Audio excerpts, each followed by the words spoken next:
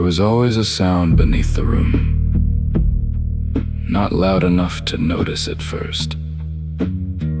Just a low electrical hum, buried underneath everything else. The ventilation system, the old wiring in the walls, the faint vibration of equipment left running too long.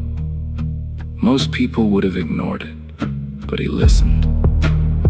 The studio sat at the edge of town, behind a collapsing storage building that nobody used anymore. Rain leaked through the roof during storms. Half the lights flickered. Dust gathered in corners, thick enough to hide footprints. It should have felt abandoned. Instead, it felt occupied.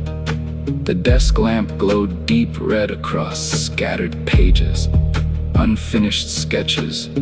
Symbols covered the walls in fragments, circles intersecting impossible angles, wave patterns, tall shadow-like figures drawn in frantic black strokes. In the center of the room stood the microphone, waiting. The tape recorder clicked softly beside it. 11:43 p.m. Another sleepless night. Another attempt to understand the noise. He adjusted the headphones slowly and pressed record. Static flooded the room. Not through the speakers, through the walls. He froze. The hum had changed. The sound carried rhythm now. A pulse, 3 short vibrations, too long. Then 4 sharp bursts again.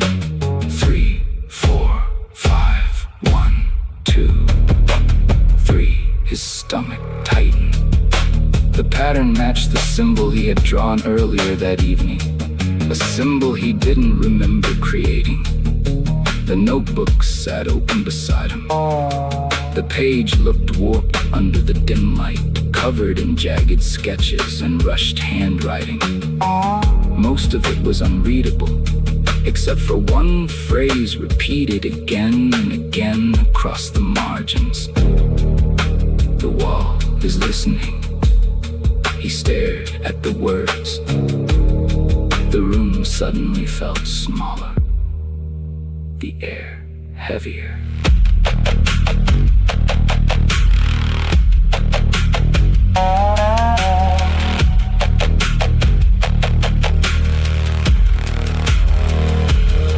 The pulse returned. 1, 2, 3, 3, 4, 5. This time louder. The microphone vibrated slightly on the desk. He leaned closer without realizing it. Static crackled through the headphones. Then a voice, not clear, not human, just enough sound to resemble language. His breath stopped. The tape recorder wheels continued spinning slowly, patiently. The voice whispered again beneath layers of distortion. One word this time, a name, Vaykara. The lights flickered violently. Every monitor in the studio flashed white for half a second. In that instant, he saw something standing behind the microphone, tall, impossible. Its outline shifted like interference trapped between channels. No face, no eyes, only movement inside darkness itself.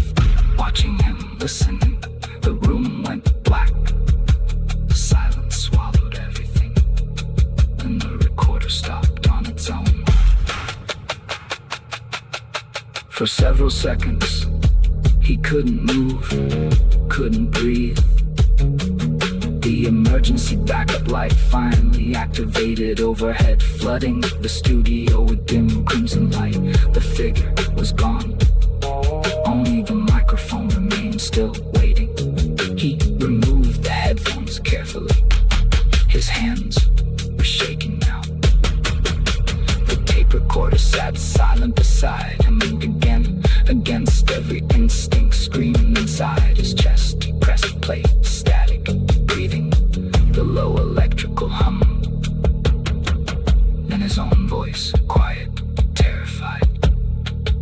Did you hear that? The long pause answered him, and then another voice spoke through the recording, clear this time, ancient close. We heard you first.